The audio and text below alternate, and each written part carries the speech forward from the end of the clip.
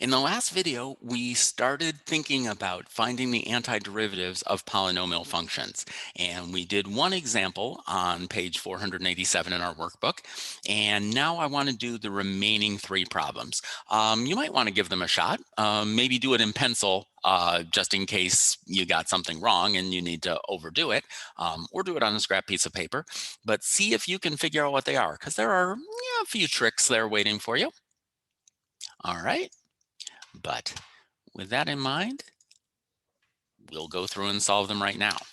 All right, so the first problem here is the indefinite integral of x plus 2 times 2x plus minus 3, excuse me, dx. So in order to figure this out, the first thing I'm going to do is I'm going to just multiply out that quadratic polynomial. So x times 2x is going to be 2x squared. X times negative 3 is going to be negative 3x. And then I'm adding 2 times 2x. So negative 3x plus 4x. So that's going to be a single term of x. And then my last term there is positive 2 times negative 3, which is negative 6. And then I'm going to have my dx. You'll notice here that they put all of parentheses around everything that's in front of the dx. Sometimes we do that. Sometimes we forget to do it. Sometimes it just really doesn't turn out to be that interesting to us. And so we kind of get out of the habit of doing it. Obviously, when we're doing this, the dx is applying to everything here. All right. So now that we've done that multiplication, what is the antiderivative of this? Well, we've got our steps here. For each term, we want to add 1 to the exponent and then divide the coefficient by whatever that new exponent is. It's just the opposite of the power rule.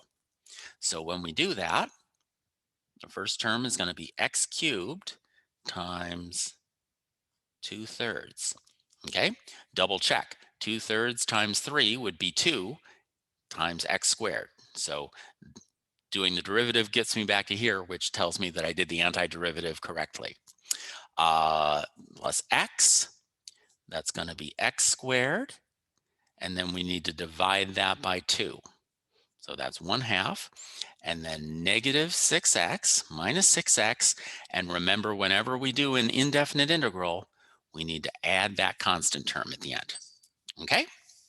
For the next problem, this is a division problem instead of a multiplication problem, but we'll do it in the same way. We're just going to divide every one of the terms in the numerator by that term of x. So this is going to be the indefinite integral of x cubed divided by x is x squared. 2x divided by x is plus 2, and then negative 4 divided by x, I will write that as minus 4 times x to the minus 1 power, okay, times dx. All right, try finding the integral of this and see what you do. You might run into a little problem there. Okay, so let's go through term by term. So x squared, that's going to be x cubed, and then we need to multiply that by 1/3, because that's dividing the 1 by 3. Plus 2 is going to be plus 2x. And now if we do this, we're going to add 1 to our exponent, so that would be x to the 0 power, and then we need to divide negative 4 by 0. Uh-oh, this is a problem. We can't divide by 0. So what do we do when we've got this term? Let's go back to where we started out with this problem. I'll grab a piece of paper here. I want to think about what happens when dy dx is equal to x to the negative 1 power, which is, we can write that as 1 over x. This was a special case. What kind of function had a derivative of 1 over x?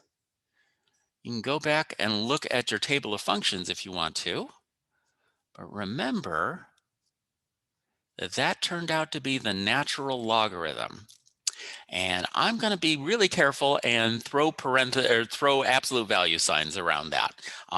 We'll talk more about the integral of 1 over x a little bit later when I unveil the table to you. But for now, let's get used to having absolute value signs around the x. All right, so this is going to become -4 times the natural logarithm of the absolute value of x. All right, are we done with our antiderivative here? Well, I've taken care of all the terms, but remember, I need that constant term always at the end of it. Okay, so that is my antiderivative. It's the entire family of functions where you've got maybe a different constant term for all infinite number of them. And let's take a look at this last one, 2 divided by the square root of x. So that's a little complicated. So let's turn that into exponent notation. So that's going to be the integral of 2 times x to the -1/2 power dx. Okay, so now this is a fraction. So as long as it isn't -1, this process is going to make sense to me. So the first thing we're going to do is we're going to add 1 to the exponent. What's -1/2 plus 1? Well, -1/2 plus 1 is +1/2. And then I need to divide the coefficient by the new exponent. So this might be a little bit confusing, but let's make sure that we do this correctly. So 2 divided by 1/2, I'll write that as 0.5, it's equal to 4. It's not equal to 0.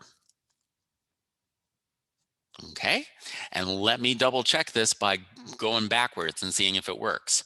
So if I want to find the derivative of this, 1/2 times 4 is equal to 2, and then I subtract 1 from 1/2, and I get -1/2. And then once again, this is going to be plus c. Or if I want to, I can turn this back into square root notation.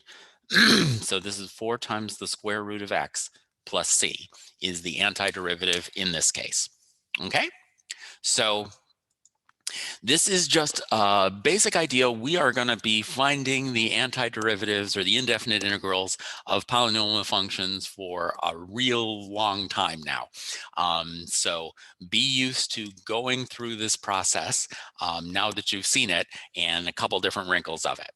And in the next video, we'll talk about finding the antiderivative of some extra functions that we've been exposed to over the course of the year.